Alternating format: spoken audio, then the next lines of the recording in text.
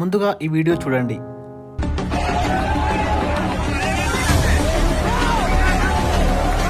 బంగ్లాదేశ్లో ఒక మనిషిని చెట్టు కట్టేసి రోడ్డు మధ్యలో కొట్టి చివరికి నిప్పంటించిన దృశ్యాలు చూసిన తర్వాత ప్రతి ఒక్కరికి ఒక ప్రశ్న తప్పకుండా వస్తుంది, వీళ్ళు నిజంగా మనుషులేనా అని.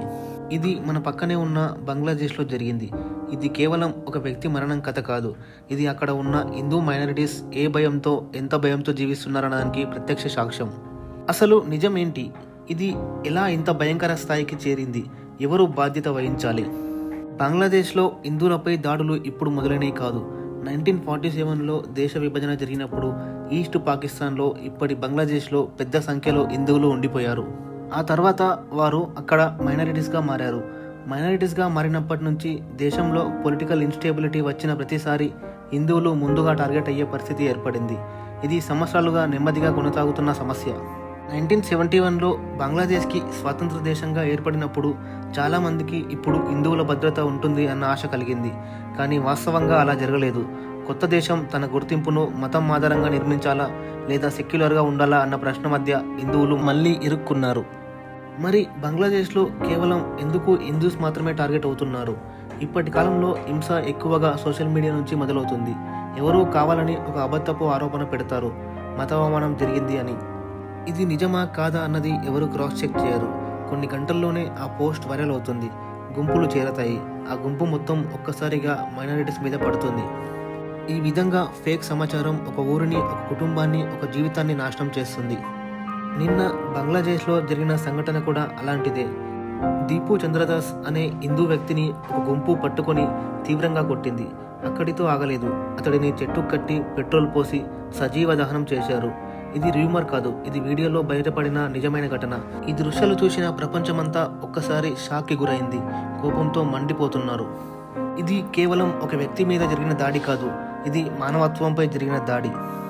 అసలు బిపిన్ చంద్రదాస్ని ఎందుకు కొట్టి చంపారు? బిపిన్ చంద్రదాస్ ఒక గార్మెంట్ ఫ్యాక్టరీ ఉద్యోగి. పోలీస్ సమాచారం ప్రకారం బిపిన్ అక్కడ ఉన్న లోకల్స్తో all religions are equal, there is only one God అని అన్నాడని. ఆయన అన్న మాటలు ఒక ఫాల్స్ ఎలిగేషన్ వేసి తప్పుడు సమాచారాలు, ర్యూమర్స్ స్ప్రెడ్ చేయడం వల్ల అక్కడ సంఘటన జరిగిందని అంటున్నారు. కానీ అక్కడ విజువల్స్ చూస్తే అలా లేవు. కావాలని హిందూస్ మీద దాడి చేసినట్టుగా ఉన్నాయి. టెర్రరిస్ట్ కంటే దారుణంగా బిహేవ్ చేశారు. ఇది ఒక మాబ్ వైలెన్స్. కొంతమంది కావాలని రెచ్చగొడతారు, ఇంకొంతమంది ఆలోచించకుండా వారి మాటలను నమ్ముతారు. ఈ ఇద్దరు కలిసినప్పుడు ఇలాంటి భయంకరమైన సంఘటనలు జరుగుతాయి. గుంపులో ఉన్నప్పుడు మనిషికి ఏ వ్యక్తిగత బాధ్యత ఉండదు, నేను కాదు గుంపే చేసిందనే భావన ఉంటుంది.